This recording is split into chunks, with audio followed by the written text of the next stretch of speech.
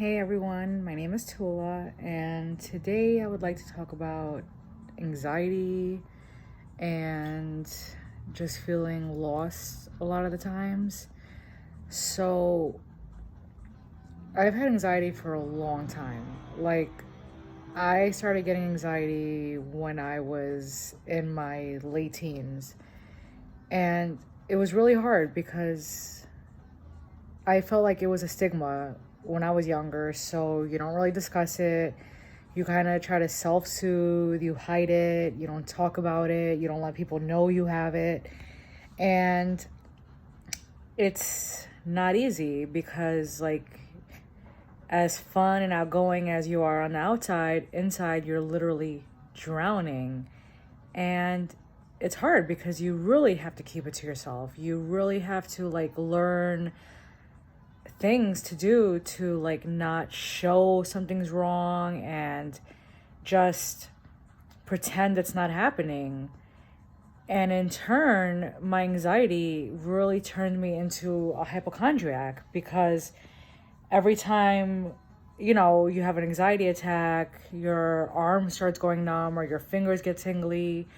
So you start thinking, am I having a heart attack? Am I having is something wrong with me? The amount of doctors I went to in my life, forget it. And it's just crazy because you think all these things are wrong with you, but it's really your anxiety.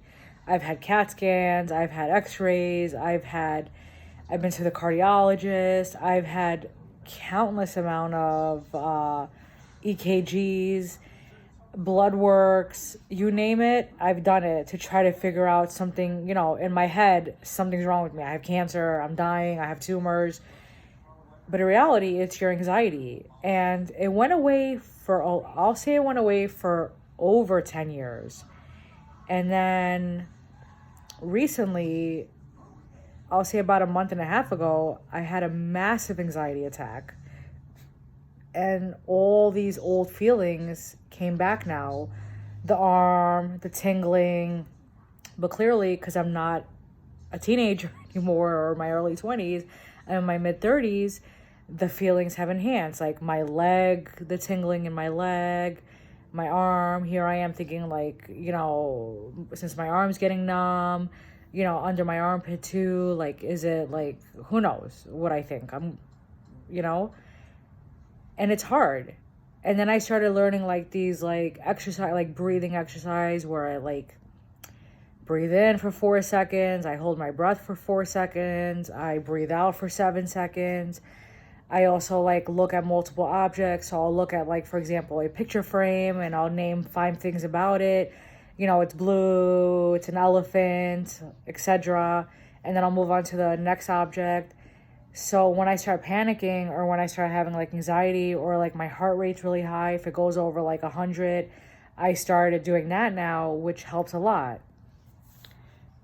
I actually started going to therapy as well to discuss what I'm feeling because I was not feeling this stuff. I was not it came out of nowhere. So for me, yes, I just had a baby 11 months ago. He was a preemie. He was 3 months early. So he was in the NICU for about 14 weeks. It's extremely stressful. Me and my husband, we were in the NICU every day. I also have another son. He's almost 11. So trying to balance the NICU, home life, letting my older son know I'm here for him and I, whatever he needs as his mother, but still the baby needed me. On top of that, before I gave birth, I went into preterm late, not preterm, but my water broke 11 days before I gave birth. So I was already hospitalized for 10, 11 days before I even gave birth. And then we were in the hospital for another 14 weeks. So it was very stressful. But I would have thought, why didn't I have a panic attack when that was happening?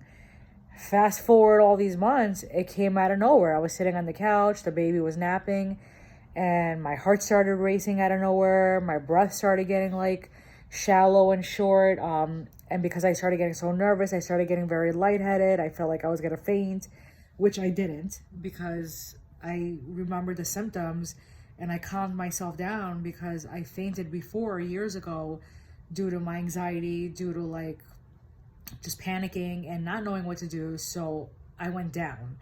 So I didn't want that to happen again, especially being home alone with the baby. I was very nervous. So it's been hard because my husband stayed home for like a week with me to make sure I'm okay. And this is something that a lot of people don't understand. It doesn't just go away. Just because you go to therapy or just because like you discuss it. And I've said this to my therapist before, just because I'm talking about it or, I discuss it with my husband, these feelings, these suppressed feelings or whatever feelings, like, I don't know how to describe it. It's like this anxiety, it just comes out of nowhere. And it could be something on your mind that you haven't thought about in years, or it could be something that's currently happening, or it could be finally your body is reacting to a trauma or a situation that happened months ago and you finally started to like wind down from it, and then bam, it just happens. So realistically, this is hard because a lot of people have anxiety and a lot of people don't talk about it because they feel like socially it's not acceptable. There's occasions where I want to go out, but I don't want to go out because I don't want to be around a lot of people. Or like, I would love to go to a bar, but I know if at a bar now, it's like it gets stuffy. There's a lot of people. It could make my anxiety go up, or even my heartbeat could go faster. So, which would cause me to have an anxiety attack. So it's kind of like a catch-22 because you kind of feel stuck either way. And I know some people have like amazing support systems. I have a great support system, but like, for example, I'm a Greek girl growing up in a Greek household. You don't talk about anxiety. You don't talk about like really your feelings or like, what's causing it or what's not causing it. And it's kind of something you just live with. A lot of my girlfriends, like I've discussed with them, like my panics and my anxieties. Here and there, I try to talk to my immediate family about it, but it's kind of like something you just like sweep under the rug, like, oh, you're fine, don't worry. But realistically, you're not fine. Realistically, it's like by discussing it, you're kind of crying out for help, but you're kind of like the boy who cried wolf because you discuss it so much, or you try to say something so much like, oh, I have this pain or that pain, or do you think something's wrong? Like, nobody wants to hear you anymore because you're fine, obviously. It's just anxiety. So to them, it's kind of like, so you kind of feel like you want to keep it to yourself. And then, like, for example, my husband, he's amazing. He's so supportive. Anytime I want to go to doctors, he takes me. Even though before we go, he says, you're going to be fine, which, knock on wood, thank God I always am. But I feel bad. Like, when I'm getting these attacks and when I feel this way and I discuss it with him, I feel bad because I feel like he's thinking, oh my God, here she goes again. He might not be thinking that, but that's how I feel. So I keep it to myself a lot of times. And it just sucks because you try to learn ways to like cope. You try to learn ways to like live with this. And sometimes it feels like you can't live with it. Like, it feels like, is there like a magic, something I could do to like not cause this? Because I don't want to live on medication. I have a few friends that have depression and get anxiety and they take pills, but they're literally like paralyzed by this. They're like, they don't even leave their house at all for like a long time. They don't do much. I don't want to live that way. Like, I feel like I have one life. I have 2 beautiful children. I have an amazing husband. I want to live life. I want to do these things. I want to see the world. Like, we love to travel. And obviously, travel consists of like airplanes. I have a huge fear of flying. So getting on an airplane for me makes my anxiety go up. But I tolerate it. I do it because I want to get to my destination. All this has caused like a lot of issues for me in my life. It's caused me to have like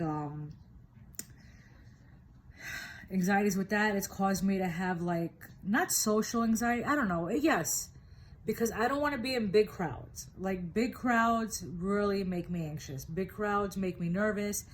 I keep my guard up, and I hate feeling that way. Like I hate going out and feeling like I'm not comfortable. And the problem is, you have to live life like everybody else. Like I'm not important. I'm not gonna walk down the street and like people are gonna part ways for me to walk. It doesn't work that way. And it's hard because I'm a very type A personality as well. I like to be in control. I like things my way. If I don't get them my way, it makes me very unhappy. So that's another situation which causes my anxiety go up because I stress over everything. And it's sad. Like, I don't let things go. I hold grudges. I linger on things. Like, if I'm upset about something, I could be upset about it for weeks. I could discuss it even years later if it's really bothering me, because these are the situations that also cause me to have anxiety. Like, these, like, you know, arguments with, like, my mother, or arguments with my husband here and there, or arguments, like, with my older son, or arguments with friends. I harbor these. Like, they really affect me. And other people tell me, like, why does it bother you? Just let it go. Like, drop it. It's not that easy. When you have, like, anxiety, like I do, it's not easy because it causes you to think something's wrong with you. So, in turn, thinking something's wrong with you, because what's the common denominator in all these things? Me. Just like you might be the common denominator. So what people don't realize is somebody that has anxiety, when you get, like, you know, disagreements and that, you feel like you're the issue. And obviously that doesn't help your anxiety. It makes you feel worse about yourself, or it makes you, like, not want to talk to a lot of people, or it makes you, like, kind of like not discuss things that you normally would want to discuss, or you don't want to be as social as you normally are, or you don't want to talk about, like, anything that you normally would do. Like, you don't want to discuss it because all of a sudden you feel like, maybe if I hide myself, and maybe if I act the way they want me to act, or be the way they want me to be, people will like me better. And I've struggled with that for a long time, like trying to fit in and trying to, like, be that people pleaser, because I felt like when I was a people pleaser, I had a lot more friends. But you get to a point in your life where, like me, you're in your mid-30s, it's not important anymore, like, who likes you, who doesn't like you, because if you don't like you, what matters? Like, these friendships, they used to mean the world to me. They really did. And it caused me a lot of stress and a lot of anxiety trying to fit in, trying to, like, be the yes man, like, whatever people wanted. Okay, sure, yeah, I'll go there. Even though inside I'm like, oh God, I don't want to go. But I always ended up doing it. I was a follower. And for a while, my anxiety went away because I was content, because I had so much going on. I was always busy because I pretty much was the yes man. So everybody wanted to hang out with me because I was just that yes man. But when you start saying no, and you start really, like, standing up for yourself, or you kind of lose your filter a little bit and say what's on your mind, you realize what you lose and who you lose. And it's for the better. And today I'm okay. Today's a good day. Tomorrow might not be a good day. I don't know. But my whole purpose of this video is just to let you know, you're not alone. Like, you're not alone. A lot of people struggle with this, and hopefully a lot of you people have, like, amazing support groups. Maybe some of you don't, but there's always a way to get help or help yourself. I put on, like, for example, if I'm feeling really down, or if I feel anxious, or if, like, my heart's racing a little bit and I just don't know what to do, I put on, like, a comedy, something to, like, distract my mind and forget about everything for a minute and just do that. I'll go for, like, a walk. I'll do like, I'll cook, like, a big meal, or I'll make, like, a dessert, which takes a long time, like a cheesecake, or so, you know, anything. just something to distract my mind, because I'm also a stay-at-home mom. And the problem is, when you're a stay-at-home mom, there's a lot of downtime. There's a lot of time to think. Like, at least when I worked, my mind was always pretty busy, so I didn't have time to like think about all my imaginary diseases and my, everything that's bothering me. But being home, you have a lot of time to think, because my older son's in school majority of the time, and the baby, he naps a lot. He's 11 months old. So those hour and a half naps, I sit here and my mind just wanders, and I could think about something recent, or I could think about something that happened 2 years ago that all of a sudden will make like my heart race a little bit, and I'll get anxious about it. And it's hard. It is hard. Nobody's sitting here and saying it's easy, but don't give up. Like, life is so beautiful, and there's so much out there. And at one point I struggled too. Like, I got a divorce from my ex-husband many, many years ago. My older son was almost 2. And I was pretty much a single mom. I was working all day, had my son in like daycare, or once he went to like kindergarten, I started him in after schools. In the summer, I would put him in like a YMCA or a summer program, just because I didn't have the luxury of somebody paying my bills. So I had to work. And it was a very hard time for me. I felt really defeated. I felt really like nobody's helping me. I felt really alone, very alone. Fortunately enough, I met my current husband, which hopefully is forever, and he's amazing. He takes care of us. We have our child together now. He helps me raise my older son, and life is really good. It doesn't mean my anxiety has gone away. It's just as present. But some people have anxiety because they're lonely. Some people have anxiety because they feel like they're never going to find somebody, or whatever, bills, overwhelming stuff, school, college, friends, high school, like bullies, whatever the scenario is, we've all been there. We've all felt overwhelmed. And as somebody who suffers from anxiety, and I'm sure whoever's watching this, you suffer from anxiety as well, you're not alone. And this is a one day at a time battle. But just know, like I said, today's a good day. Tomorrow might not be. You know what? I've had good days for about 2 weeks now. That's amazing. That's progress. And as I said at the beginning of my video, this went away for over 10 years for me. So if you're really struggling right now and the anxiety is like at its like peak, tomorrow you might wake up and it could be gone. You could be good for 5 years. You could be good for 5 days, but you don't know. But try everything and anything. That's what I say. Try distractions. Try going out for a walk. Try music. Sometimes I put my headphones on. I listen to music. Just getting into like those songs I liked when I was like younger, like the late 90s, early 2000s. It really brings you back to like a good time in your life where you just like dance. Like before, I like had to dye my hair and straighten it. So I was in the bathroom. I had the music going.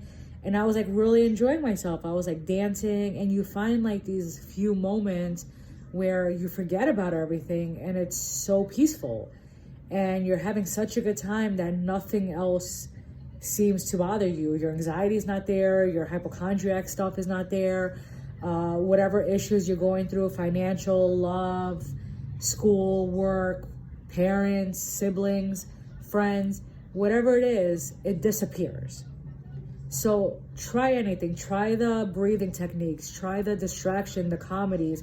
Try the looking at objects for like, my therapist taught me about that. You look at an object. I'm looking at a painting of an elephant that I have on top of my TV. It's blue, it's pink, it has flowers, it has green. Like, there's a million things I could describe about it. So you kind of distract yourself by looking at it and talking about what's on it, and then you move on. You look at the next painting, or you look at your TV, or whatever you have, the couch, just anything to keep your mind distracted. And, or sometimes I literally, you'll laugh, but I literally have a brown paper bag on my nightstand. So if I have an anxiety attack, or if I feel like I can't breathe, I could have it right next to me in my bedroom. I keep one in my purse at all times. So if, for example, I live in a luxury building, so I have to take an elevator down 20 flights. So if I ever have like an anxiety attack in the elevator, God forbid it gets stuck, which I hate elevators, but hey, this is where I live. I have one on handy. I have a whole drawer full of brown paper bags that I bought because I get so anxious and I worry, so I keep them around. These are the little steps I take. So if something, like if I had a panic attack, anxiety attack, I'm prepared. Like literally my kitchen's like 9 feet ahead of me. I could just run in there and get a brown paper bag out of the drawer. If I'm in my bed at night, like laying down, I just have to turn over on my nightstand. It's right there. So try these little things. Try like, sometimes if I'm feeling down, I'll call like my sister or my friends just to like say, hey, I'm feeling kind of down and this and that. And, a lot of times it's helpful. Or, I don't know, go out to a nice restaurant, go out for coffee, whatever.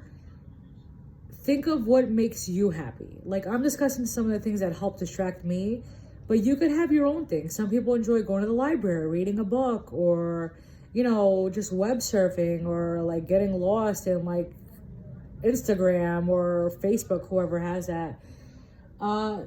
Do an activity, go to the gym. There's a million things that you could do to like distract yourself, but you have to find what fits for you. Like I know what fits for me. And just know that it could get better. It will get better. But you have to want it to get better too. And like I struggled a lot with like I said, I dwell on things. So if I'm like upset about something, I'll think about it all day. Like I'll lose my appetite over it. I'll think about it. I'll examine it and I'll analyze every aspect of it. Why did they say that? Why did they say this? Why did they look at me this way? Whatever the scenario is.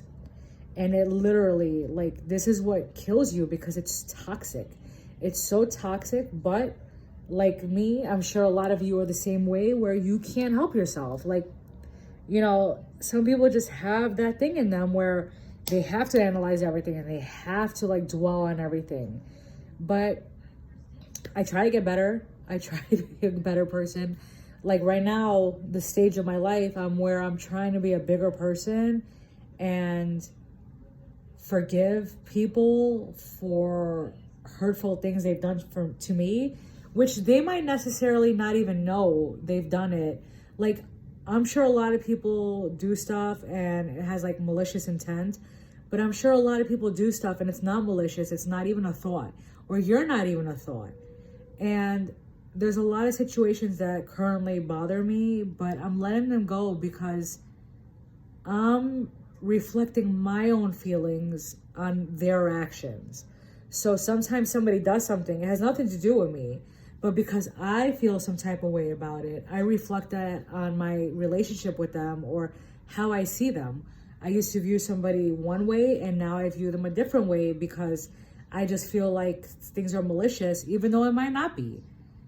People do things for whatever reason they do, and mostly it's because it's selfish reasons. Obviously, we're humans. What we do is what we think is best for ourselves.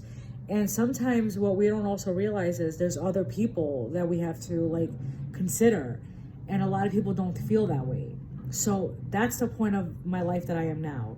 I'm at the point of my life where I'm realizing every reaction has a chain reaction. And before I do stuff now, I think about it. Could it affect anybody, or am I hurting anybody, or am I offending anybody? Because a lot of people don't see that their actions can hurt you. And it does.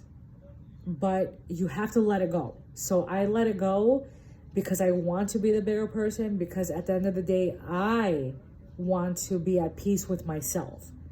I can't control anybody else. I can only control myself. And a lot of people are telling me like I'm a sucker and I shouldn't let it go for whatever, whichever subject I'm talking about. But I let it go because I want to be at peace. I want to put my head down at the end of the night and say, I did the right thing. I'm the better and bigger person.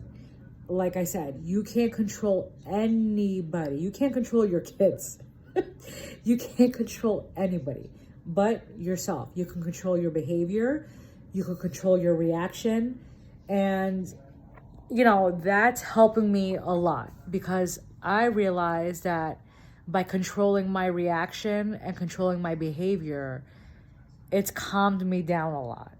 Because before, I used to freak out over everything.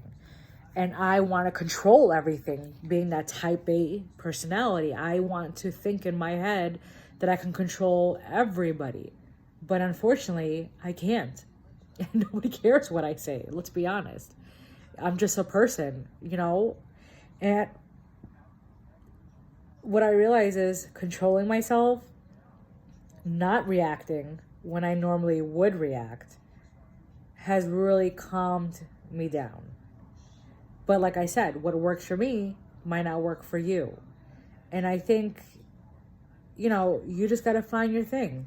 See, try one thing. If that doesn't work, try another thing. Some people sometimes I like to write things down. And some people do that. Like, not a diary, but if I'm feeling some type of way, I open up my phone, I go to my notepad, and I just write my feelings. And I might never read it again. I might not address it, but just writing it down helps you kind of unload some of those burdens that you feel are like on your shoulders. And sometimes when I write it down, it's like a weight's been lifted off my shoulder. So just keep trying, figure it out. Like, I know it's not easy, believe me. I am 35 years old and I've been struggling with this for a long time. So, like I said, I started getting anxiety in my late teens. It's been a long time. And I have 2 kids, I have a husband, I have family, I have friends, I have a great support system, I have everything I pretty much want in life. And it doesn't mean anything because anxiety doesn't care how financially stable you are. Anxiety doesn't care how many Instagram followers you have or how famous you are, or it doesn't care. It has no, it doesn't discriminate. If you're going to get anxiety, you're going to get it. And you could be the best, you could be the worst, you could be the nicest, you could be the meanest, you could be the richest, you could be the poorest. There's no discrimination. If you're going to get it, you're going to get it. And what you do with it is what makes a difference. I'm choosing to fight it. I'm choosing to be a better person. I'm choosing breathing exercises and comedies and distractions. Some people choose pills. Hey, that's you. I'm not a big pill person. I barely even take Tylenols. I don't like it. But that's me. You, maybe, like I said, some of my girlfriends take pills and it works for them. Amazing. Whatever works for you. But try it. Don't allow this to take over you. Don't allow your anxieties, your depressions, your thoughts, because sometimes our thoughts, they really run wild. Don't allow any of that to alter you from the reality of you could get through this, because you could.